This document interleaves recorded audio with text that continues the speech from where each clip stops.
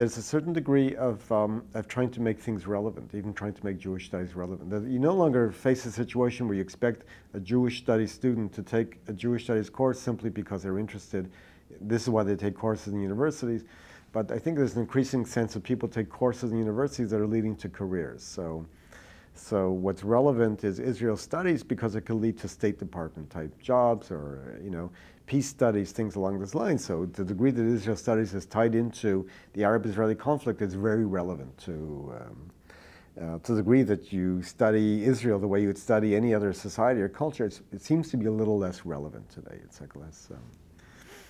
These are significant transformations. It's huge transformations what constitutes Jewish studies. Look, the other great example is that, when I started graduate school, Holocaust studies didn't exist. It was, and there were texts, there were some books, but it wasn't a legitimate field. And today it threatens to absorb Jewish studies. It's like it's one of the prime areas that donors are willing to give money for. And really, I think at the expense of many other aspects of Jewish studies, it shocks me that there are few, if any, donors who come forward and say, "I'd like to give money for a Hebrew Bible position." It's amazing.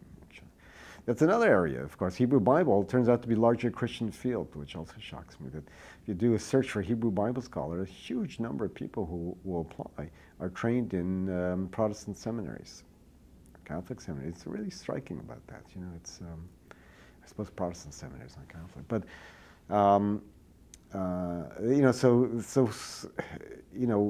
the field itself. I mean, people are coming to the field in different kinds of ways. Also in Holocaust studies, again, if you do a search for a candidate in Holocaust studies, the vast majority of applicants will not be Jewish studies scholars, they'll be Germanists. They're modern German historians. They may know nothing about Jews. I mean, I shouldn't say this on camera, but still part of me thinks that, truthfully, you could look at Holocaust studies and the Hebrew Bible as Jewish studies without Jews. Neither one of them really needs Jews for them. Now, it's an exaggeration because, there clearly are people who do Jewish studies within them, but striking numbers don't. And in Holocaust studies, striking number of people don't know a single word of a Jewish language. And again, may know nothing about Jews whatsoever. So working on Nazism and the Nazi extermination of European Jews, it's possible to do that without knowing a word of Hebrew or Yiddish. The truth of the matter, it's possible, to work on Jews without knowing a word of Hebrew or Yiddish. You want to work on German Jews within the Holocaust, West European Jews. The truth is, you don't really need to know the languages. It's only true as you move eastward.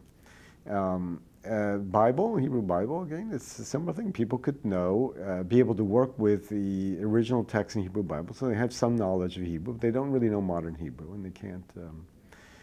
There's enough material, enough sources, enough critical discussion in various non-Jewish languages to be a perfectly legitimate scholar in the area. So in that sense, I mean, undoubtedly this was always true, but with Holocaust, it's a new phenomenon. It's this idea that of how large it's become, how significant it's become within Jewish studies programs also. And the third area, again, is Israel studies. Israel studies is not necessarily about Israel. It's quite typically about the conflict.